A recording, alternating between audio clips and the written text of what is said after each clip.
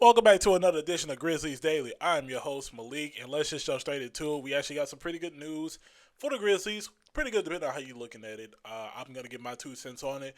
But basically, if you don't remember, back in 2023, the Grizzlies drafted a guy in around the second round by the name of Tarek Biberovic. I'm hoping I'm pronouncing that right.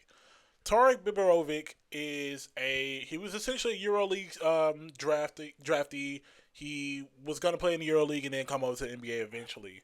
Well, that time appears to be now, as sources in the EuroLeague say that he is expected to sign with the Grizzlies in some fashion this summer. And my opinion on this goes as far as I don't really know how to feel about it. I don't know how to feel, but here's the thing. If you don't know about Tarek Biberovic, he has been balling. He's been balling in the EuroLeague. No one can take that away from him. He has been hooping. I believe his team is currently in the final four right now, actually. So, um, that'll actually be pretty good. And actually, I just read a tweet. His team actually won the EuroLeague title. So, shout out to him. And my my thoughts on it are I have mixed emotions with this potential signing. Reason being, he I'm not gonna say it's not what the Grizzlies don't need, because the Grizzlies do need a consistent shooter, someone that you know for a fact off the catch and shoot can be reliable. We don't know how reliable he is yet, but if he translates his game from the EuroLeague, we finally have that shooter that comes off the bench that the Grizzlies have needed. And I don't know too much about the other intangibles in his game as far as defense and playmaking, but for what I've read, it's pretty on par with his position, so that's pretty good. I mean, the guy's 6'7", so him shooting and things like that really comes in handy for the Grizzlies if that signing does happen. Now, I don't think he comes straight into the Grizzlies lineup. I definitely think he'll probably be down in the G League for a while, and then if he plays pretty good, they'll bring him up to the main roster coming off the bench. Now, this does the reason I say it's going to be tough for him is because you still have guys like Cam Spencer who are on two ways that probably will get signed in a full contract depending on how things go. So it's really just battling the other guys on two ways. So that'll be something that definitely have to get looked at. But that's a report from multiple sources in the EuroLeague that he is expected to sign with the Grizzlies this summer, and there actually is a strong possibility that that's going to happen. I mean, you go back in time to, I want to say, a few months ago, maybe even a year ago. I have it pulled up right here, the quote actually from Tariq himself. He said it himself. I just give you 1 second to pull this up. I might have just skipped over it. But long story short, basically, he said that he will forever regret himself if he did not make it to the NBA. So this is something that's going to happen. It's going to happen, and it looks like it's going to happen in Memphis. So shout out to Tarek for winning the EuroLeague title. And hey, if we see him on the Grizzlies roster, then that's just something that we'll just have to adapt to. But I'm open to it.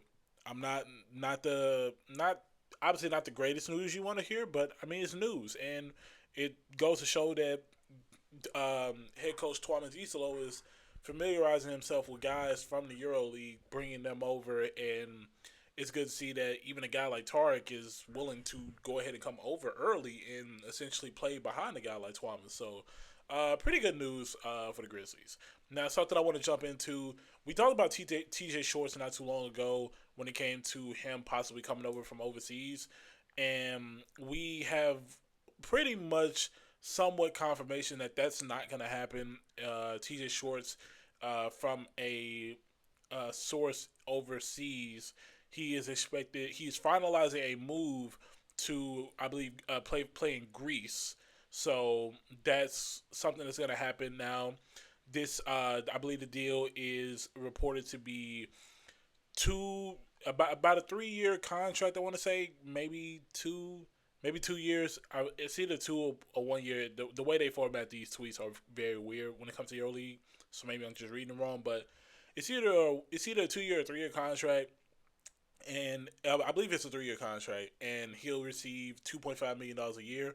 Uh, Definitely probably better than what he was going to get from the NBA. So no doubt about that. Um, so I don't think this is something that hurts the Grizzlies. Obviously, this is just an update to something that was discussed not too long ago. So having that update is something that I'm bringing to you guys right now. Something that's probably essentially getting put to rest. So yeah, T.J. Shorts, his possibility of playing with the Grizzlies after playing overseas in another country more than likely won't happen. He's finalized a deal to play in Greece. So good luck to TJ Shorts, and hopefully the Grizzlies can find someone that essentially can take that role that they essentially have for him if there was a possibility of that deal happening. So when it comes to that, actually, I want to talk about how the Grizzlies roster can improve, and this is just me kind of talking at this point. So it obviously the conference final is still going on. You got Pacers leading the Knicks series, and then Thunder and the Timberwolves. That series going on right now. Something I want to talk about with that is how looking at these rosters and seeing how the little guys, not even the star players. We always talk about the 1-2 punches, but what about the guys that just come off the bench and play their role? And I feel like the Grizzlies do not have enough of those kind of guys. I mean, I'm looking at Indiana. You got Aaron Neesmith turning into a red hot shooter. Nemhard essentially being an effective piece when they need a score alongside Siakam and maybe Miles Turner, but mostly Siakam. So you got guys like that. Then you look at New York, Deuce McBride, who's coming up defensively. They recently played DeLon Wright, who I didn't even know was on the Knicks. Then Landry Shamet coming in playing big minutes. These are guys that haven't even touched the court in the playoffs, but guess what? They still bringing an impact. So it's like the Grizzlies need guys, and these are all veterans, keep in mind. So it's just like, well, except for Deuce McBride, but these are all veterans that know their role and know what it takes to advance far in the playoffs. So seeing this, and this is just speaking on the Eastern Conference. I mean, the Western Conference, I can go all day, especially with OKC and even Minnesota. It just goes to show that the Grizzlies need some veterans that's gonna get under some guy's skin. Simple as that. It's gonna be even there's a veteran that can just step in and say, "Hey, if you're not gonna do it, I'm gonna do it. And if I have to do it, then that's a problem." Someone has to get under the Grizzlies because we've seen too many times this season the team looks defeated, and when the team looks defeated, it shows. That's why you look at how it happened, how we even made it to the play-in. Too many games where the Grizzlies seemed defeated. It just did not try hard enough. They lost the fight. They lost the will to simply just play the game, and it costed them. And they led to them playing one of the greatest offensive and defensive teams we've ever seen in NBA history in the first round. So Grizzlies, they really have to step it up when it comes to the culture thing. And it's not even just the culture thing. It's just the energy thing. It's the veterans. And I think that is the one thing that is holding the Grizzlies back other than turnovers. Veterans. And I will preach this every single day until it happens. The Grizzlies need veterans. It's just that simple. So hopefully they make it happen because there's a lack of veteran presence on there, and the veteran presence that is on there, they have no experience. They have the same amount of experience as the younger guys that are on the team that's been there for like the last 2-3 years. So hopefully something changes. But real quick before we get out of here, something when it comes to the culture that I want to talk about, and I feel like it does not get enough credit because I actually thought about this earlier today. Um, Everyone talks about how Dylan Brooks was the culture. Dylan Brooks changed things. He was the guy that really, really, really held it down for the Grizzlies.